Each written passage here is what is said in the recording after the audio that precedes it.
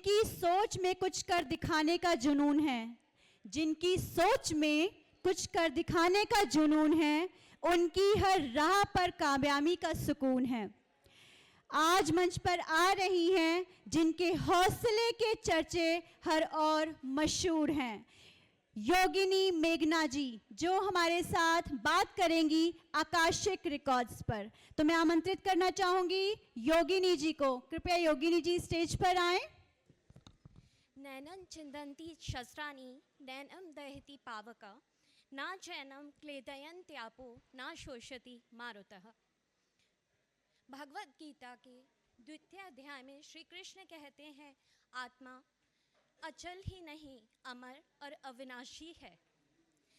तो आज मैं आपको आत्मा के प्रोसेस मतलब सोल कॉन्शियसनेस और उसकी जर्नी के बारे में बताऊंगी। साथ ही साथ आपको ये भी बताऊंगी कि ये टॉपिक किससे कवर किया जा सकता है।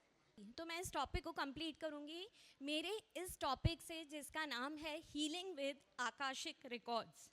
सबसे पहले इस प्रांगण में उपस्थित मैं सभी देवगणों को नमस्कार करना चाहूँगी and my special gratitude to Ashwini Gautam ji who gave me this opportunity to express my thoughts here, and I wish him all the best for this event. Akashic record होते क्या हैं? सबसे पहले तो ये क्वेश्चन है सबके दिमाग में, जबकि ये काफ़ी आजकल पॉपुलर टॉपिक है, फिर भी मैं बताना चाहूँगी ये एक लेखा जोखा है पूरे विवरण का, जो हम सब से रिलेटेड है, हर सोल से रिलेटेड है, बट पूरे ब्रह्मांड की जानकारी इसमें है। तो हम इसको यूनिवर्सल लाइब्रेरी भी कहते हैं। आपने सुना होगा इसके बारे में। इसमें कोई समय की सीमा नहीं होती है, वर्तमान भविष्य सबके बारे में इसमें बताया गया है।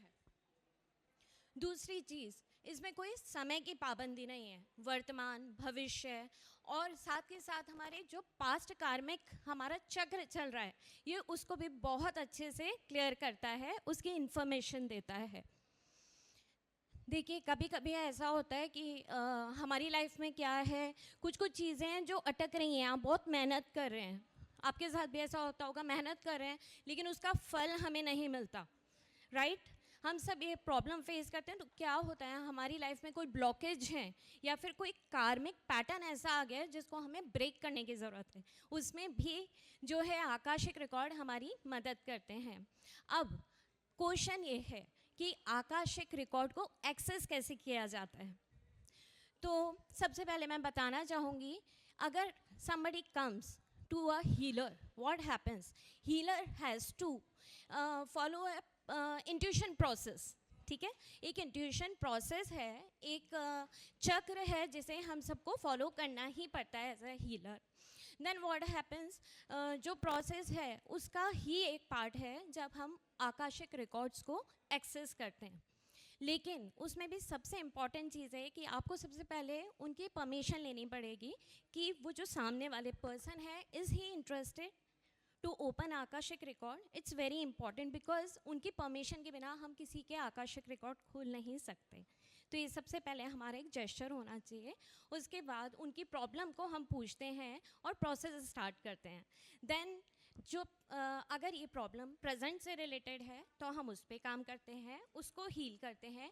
अगर ये पास्ट से रिलेटेड है तो हमें उनके पास्ट के कर्म हैं, कार्मिक कनेक्शन, उसको ब्रेक करना पड़ता है, उसको हील करना पड़ता है।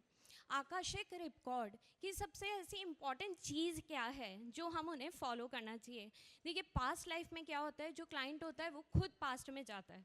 एक ये बहुत छोटा प्रोसेस है।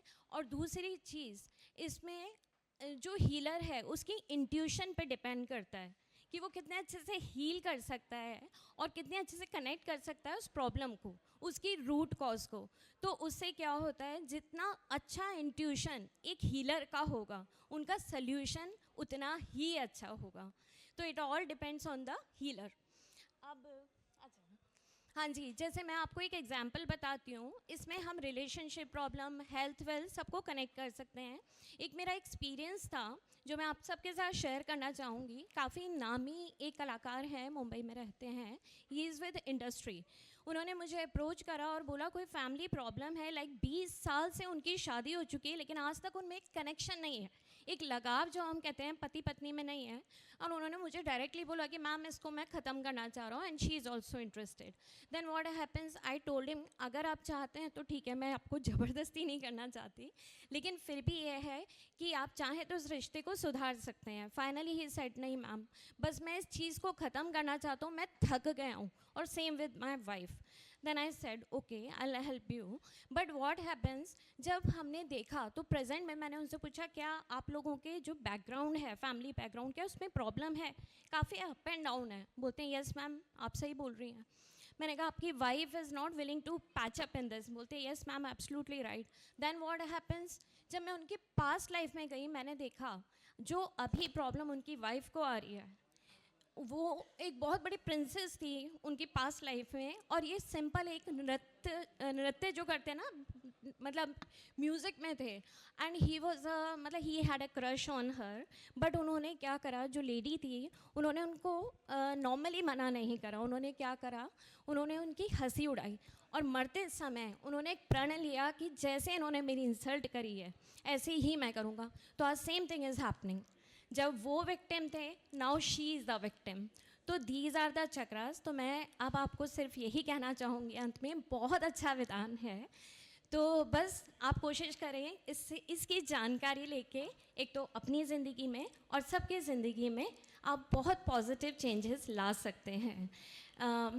All the best. जय राधे कृष्णा, जय Hind. Thank you Yogini ma'am.